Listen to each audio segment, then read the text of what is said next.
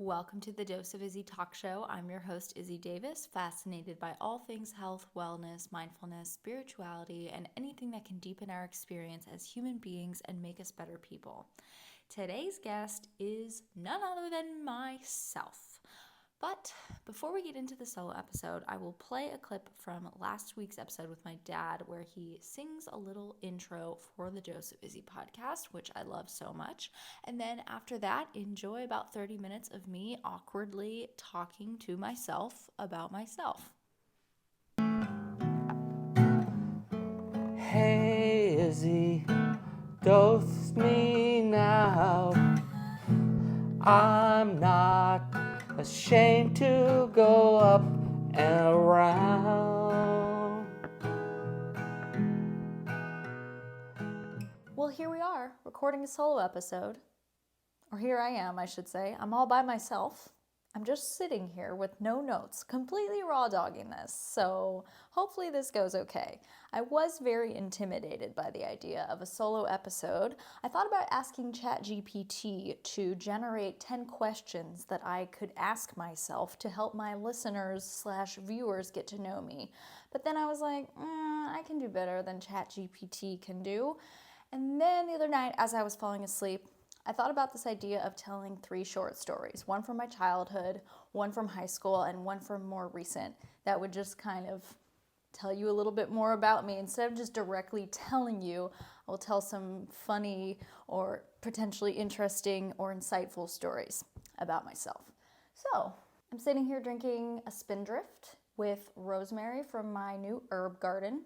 And I'm feeling guilty that I don't have a soda stream and put my own fruit juices and make my own Spindrift. And then I'm like, Izzy, can you not just enjoy anything? Can you not just be happy and enjoy life?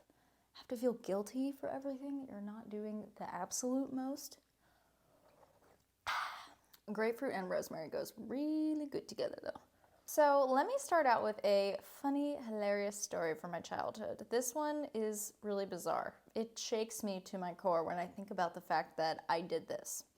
So when I was about 13, me and my friend, we wanted to go over to we wanted to go hang out in a park with some boys, of course. And this park we wanted to go in was in like the safest, I grew up in a very safe area, San Diego, but this park particularly was like a neighborhood park in one of the absolute safest, most just like cookie cutter suburban neighborhoods. And we posed this idea to my mother and she said no. My mom was very strict with me. I would say I felt she was strict compared to my other friends. My other friends, the friends I sort of hung out with in high school, their parents would let them more or less do whatever.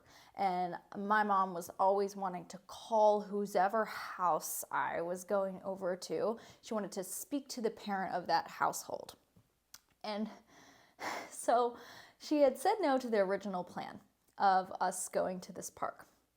But me and my girlfriend, we were dead set on doing this. We liked the 2 boys that were at the park. We were showing up there, okay? We're 13 years old. It's Friday afternoon. We're closing in on Friday evening. We're going to this park. So we start thinking of an alternative plan. And we decide to tell my mom that we are going over to her house. Her name is Kyla. I'll just say her name. That will make the story easier. So we decide to tell my mom that we're going over to Kyla's house. And we know very well that she would want to talk to Kyla's dad, who would be watching us that evening. And we were in a shopping mall when this is all going down. I think one of our parents had dropped us off. So we're just walking around the shopping mall trying to come up with this whole plan and how we're going to do this. Because we're like, we're going to, quote, quote, go over to Kyla's house tonight. And my mom's going to need to talk to Kyla's dad. We're in Bed Bath & Beyond. We see a man with a shopping cart. At the same exact time, me and Kyla we just look at each other. We see this man, and at the same time, we look at each other, and I'm thinking, are you thinking what I'm thinking? We flag the man down, and we ask him, kind sir, will you please say whatever we tell you to say on the phone. We're going to make a phone call and my mom's going to pick up. And we want you to tell her that you are going to take us to pizza and then we're going to spend the night at your house. Looking back on the story, the fact that this man did not turn us in, or he didn't even blink an eye. Honestly, he was so cool with it. I don't know why we picked him out. I remember what he looked like. He was just like a white male. I feel like he was in somewhat business casual attire, pushing around a cart in Bed Bath & Beyond. And so we go, yeah, will you do this? And he goes, sure. And my mom had never talked to Kyla's dad before, so she doesn't know what his voice is like. So we call my mom and we put her on speakerphone. We're in the Bed Bath & Beyond, standing next to this stranger man. And we give him a script, basically. We had briefed him. We stood there for like 3 minutes before we called my mom. We made him practice with us. We're like, okay, hi, this is Lena. Nice to talk to you, Kyla's dad. And then he was supposed to say, yeah, nice to talk to you too. Yeah, the girls are coming with me this evening. We're going to go get some pizza and then they'll spend the night at my house. That's what we told him to say. And when he did actually talk to my mom, he said even more. He actually elaborated on the story. And Kyla and I are now thinking, oh shit, we're going to get kidnapped or something. This guy is getting some ideas in his head, because he was like, I'm taking them home with me, and then I'm doing this, and then we're going here. Like, he made up all this extra stuff that we didn't tell him to say. The phone call ended, and we said thank you very much, and we skedaddled out of there as fast as we could. But it worked. The whole plan worked flawlessly. We got to go hang out with our boyfriends in the park, and then Kyla's dad the real Kyla's dad actually picked us up when we were done doing that, because he didn't care what we were doing. It was only my mom that cared what we were doing. But anyways, I probably shouldn't have done that. I was a somewhat mischievous child. I think I did lie quite a bit to my parents around that age. But that does transition into the next story that I wanted to tell, which might be a bit of more of a insightful one into who I am as a person, or why I do what I do, or how I got where I am today. So in high school, I had a group of friends. I'm around 15, 16. And I would say we were popular-ish at school. I don't think we were by any means the most popular group in school, but there was definitely a feeling when we got to high school. We were friends in middle school, and then we got into high school, and it was like we were trying to level up. We were concerned about our appearance, and we were going to parties, and we were doing all the things that we did in high school. And somewhere along the road, I had recovered from an eating disorder my sophomore year of high school. And early junior year of high school, I stumbled across a raw vegan YouTuber, and then I became vegan.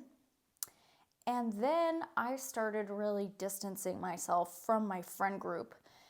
And I actually created this YouTube video. That's when I started my YouTube channel, around that time. And most of the content on my YouTube channel was about being vegan. But there was a point in time when I had really isolated myself from my friend group. And that was done by me. It was sort of me just retracting from most of the social stuff, because I was so focused on being vegan, and being vegan like drove everything that I did. So if it wasn't shopping for vegan food or doing something related to YouTube videos, I probably wasn't doing it. So there was a natural distancing that happened between me and my friends. But then I created this YouTube video. The YouTube video was entitled Living Life to the Fullest. And in that YouTube video, I'm up on my high horse, and I'm like, oh, I should turn it on right now and react, but I would be cringing way too hard at myself. in this video, I'm on my high horse about how the sober experience of life is a much fuller and better experience of life. And I'm kind of, to be honest, I'm kind of talking shit. I'm kind of talking shit on my own friends at this point. My friends are listening to it. I don't even know if they watched it, but the school, someone at the high school found the video and it circulated on Twitter. And I went to a pretty big high school, like 4,000 people at the school. So, and like I said, we were kind of amongst a popular-ish group of friends. So this YouTube video, the link to it circulated all over Twitter, and someone was sending me screenshots. Multiple people were telling me about it. I was reading the comments on this Twitter thread, and people are basically like, oh, she's so full of herself. She thinks she's better than us. Which in hindsight, again, now it coming full circle, I fully understand why. But at the time I was like, oh, they're just jealous of me. Like, they just like don't know. Like, I'm doing life better than them. And, you know, in the video I kind of talk about how my peers were binge drinking and taking drugs, and I'm just really judgmental in the video. But I'm coming off in this preachy way, like I've taken a better path than them. So embarrassing. But I will say that had I not made that YouTube video, I would have not gotten into UC Berkeley. Had I not gotten into UC Berkeley, I would probably not have the job that I have right now. And I probably wouldn't be where I am right now.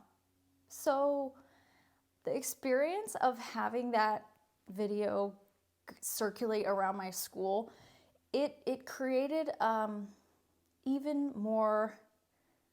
I was left out, or I was bullied, you could say.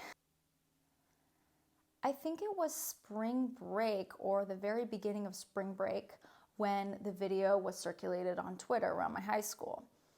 And then spring break happened, and I just was so embarrassed. I know it sounds dumb. You're like, Izzy, you put this video out on the internet. Didn't you think people from your high school would see? But at that point in time, I had about 5,000 subscribers, and they were almost exclusively vegan people from all around the world.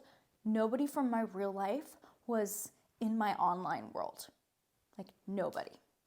And so I really didn't think that anyone would see it, but I should have known that somehow someone would see it and share it, and yeah, it was dumb. So during that week long of spring break, I didn't text any of my friends. Like I said, up until this point, there was a little bit of just natural distancing that had occurred, but nothing substantial. Like, I was still talking to all of my friends. I was still in the group text messages. I was still involved in some plans. I would still hang out with them at school. But this spring break, 7 whole days, I didn't talk to anyone. Like, none of my friends heard from me. They didn't reach out to me, but I didn't reach out to them either. And I was convinced that, you know, they were probably talking about me, and I didn't want to reach out to them in order to put myself in a weird situation. So I was just feeling scared and embarrassed and very scared and confused of what I was going to do next. But I go back to school Monday post spring break. I'm driving my car onto campus. All the 16-year-old kids just driving their parents' old cars, or their brand new cars that their parents bought them. My parents gave me one of their old cars. But we were driving onto campus, and I parked in my regular parking spot, and I got out, and as I was walking into school, by the way, I was like planning to kind of just spend the whole day kind of by myself, like eat lunch in the car and, you know, just not hang around my usual spots. But as I was walking into campus, this group of boys from their car, actually, funny enough, the same group of boys that when I was 13, I lied to my mom about going to hang out with them in a park. Same group of boys yelled to me, "Alcohol is poison." That was something that I had said in the video. I had said in a very serious tone, alcohol is poison, because it is. But, and I explained the science behind why it makes you feel drunk, because it's a toxin to your body. But, you know, kids, children, they were probably feeling so judged and appalled and wanted me to be the outcast. So they yelled that and they all laughed. And I just smiled and walked on. I saw my group of friends. I remember seeing them all standing in a cluster. And I just didn't look in their direction. I walked right past them. And I spent multiple months, the rest of that school year, eating lunch in my car. But my YouTube channel grew. I went from like 5,000 to 10,000 to 15 to 25, all in the span of just a few months. And I eventually realized that I didn't want to go to that high school anymore. I didn't feel like I had any friends who wanted to be on the same path as me, who understood me. I just decided to drop out, basically. I went to online high school and then I went straight into college. For so many years, I held a lot of resentment towards my friends who I felt really didn't have my back and just didn't get me. But now, coming full circle, I realize that everyone wants to be part of the group, part of the larger group and the larger community. And I very much made myself an outcast. And it's very understandable that they didn't want to be associated with me. Also, just so we're clear, I've rekindled a lot of friendships with people that I did distance myself with at that time. So no harm, no foul. Like, we've forgiven, we've moved on. We've come to peace and we've found the role that we've played in our own suffering. I definitely see why I earned that. Yeah, then I went off to Berkeley, and when I was in college, I started making ASMR videos on YouTube because my vegan content, I just had kind of exhausted it. And I got into ASMR personally because I found college to be quite stressful, and especially for sleeping environments, kind of weird with the dorm rooms and stuff. So ASMR was something I turned to help me with my anxiety and stress. And then I myself became kind of an ASMR YouTuber for a while. To this day, I have a DM on Instagram, like at least one per week, every single week, for years now, asking me for the link to my ASMR playlist, because all of the videos are unlisted, but I have them all in a playlist. I just ask that people ask me for the link. It's not, I don't know. Sometimes I consider making them public again. Actually, I can't remember if I did. Maybe I did the other day make them all public again, because that's another thing I kind of came full circle on. I used to not care at all what I put out online. I was like, this is me. I can be weird. I can be goofy. I can be cringe. Like, I don't care. Like, life's too short to care. But then I went through this phase a few years ago where I really started feeling embarrassed about everything I had put out. And I started going through and cleaning everything up. And I was like, no, I can't have this and I can't have this.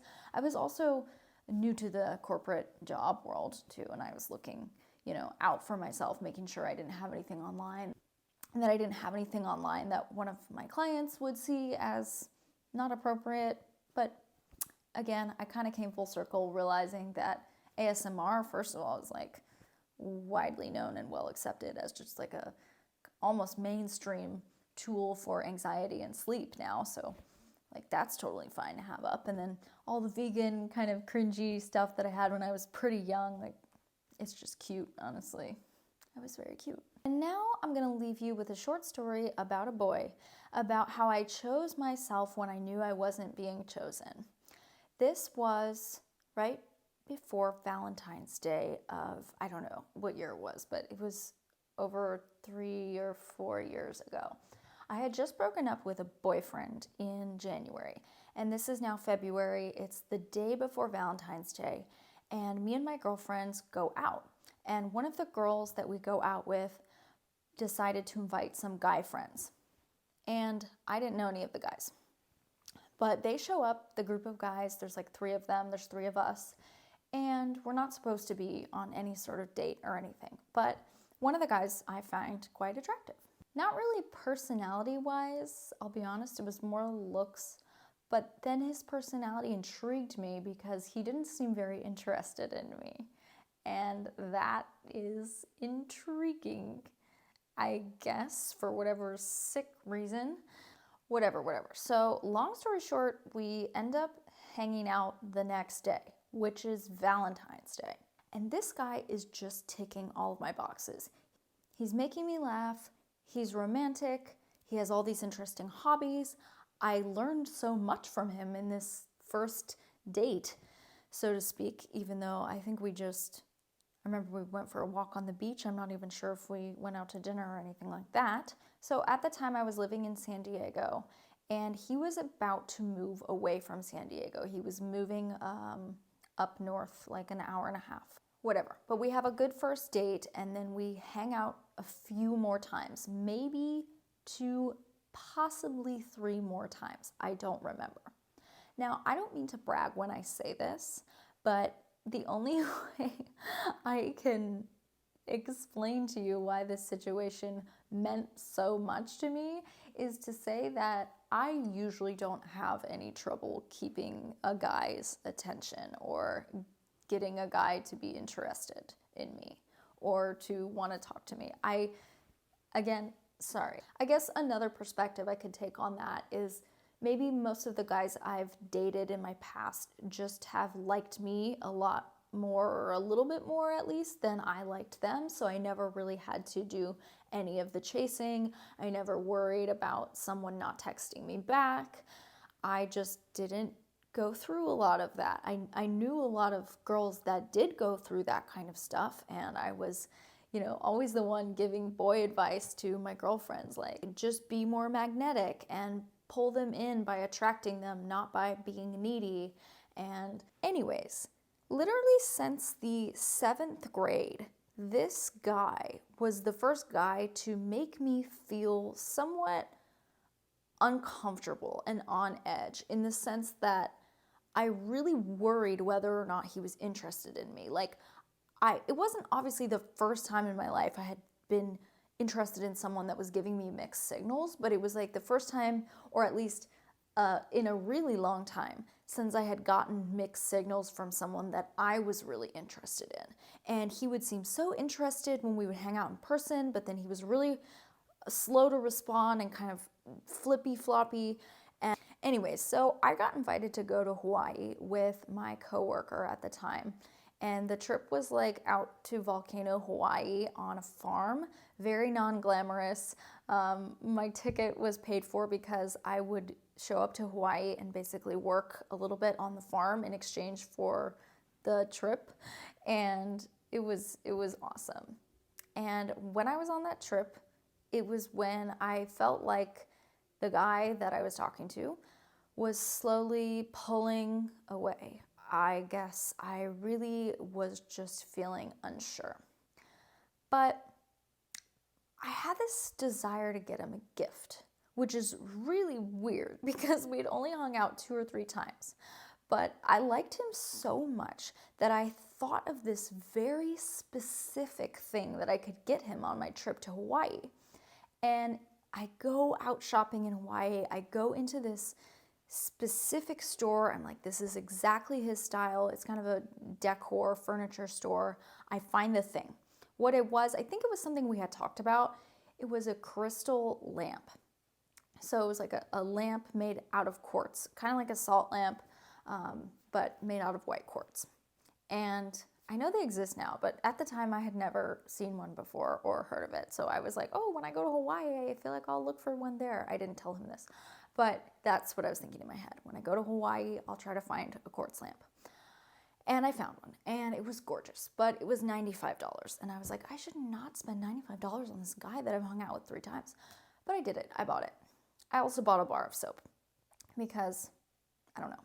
I get back from my trip, and the guy ghosts me. He gives me the big old ghosty ghost. And so I'm looking at this lamp, and I place it in my apartment, and I plug it in, and I keep that bitch. And to this day, that lamp is one of my favorite possessions. Like, it's one of the most beautiful things I own. To me, it represents choosing myself. It's just like one of my favorite objects in my house. I love it so much. I would show it to you, but it's not here right now. Well, now you know me a little bit better. I want to tell you the reason why I do content. The reason why I started a YouTube channel, which was my first platform, and then now I do this podcast, and everything that I've done in between has always been kind of the same core reason. And it's that I want people to be happier. I want people to live a better life. If you listen to the last episode with my dad, and keep in mind that that's sort of what I've been brought up with, that my dad very much shaped me as a person. And my dad helped me so much with my own anxiety, with my own panic attacks, with my own insomnia, with all these things that I call unnecessary suffering, right? It's like things are perfect on paper, and yet we walk around with all of these negative thoughts in our minds that are taking joy away from us. So I want to offer tidbits of joy to people through my content without being dogmatic, without being woo-woo, or without selling a course or a book, just the content itself. This is what I'm giving to the world, and that is my why. That is why I do this. All these things have become so popularized, like manifestation and journaling and meditation and all these other forms of self-care that are just like health and wellness oriented. And I love all of those things.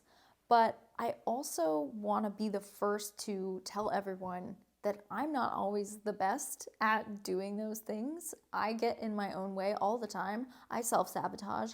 Also, I purposely don't do things all the time or do things perfectly or do everything every single day, because it's also about balance and having fun. Like, this is, again, where I came full circle with my life so far. I'm 27, and my early teens were all about having as much fun as possible. And then my mid-teens and my early 20s were about pushing myself as hard as I could and basically having the least fun and doing the most work and having the most discipline. And now I'm finally finding the balance and the joy in the balance. Although I may be teetering a little back to the side of fun. I just spent all day yesterday, even though it was a Thursday, and I should have been working, and I don't really have any free time to be doing anything like this. But I did. I just made a remix of a theme song of a show called Masters of Air, a show that I don't even watch, but my boyfriend was watching it, and I heard the theme song, and I was like, I love it. I want to make a dance track remix, house remix of this. So I did. So I will play that here now as the outro. You can let me know what you think. This is not a full song. I'll just play a clip of it. I might make more music. I don't know. I should probably create an intro for the podcast. Anyways, I should shut up now. If you listened all the way through, thank you so much for being here.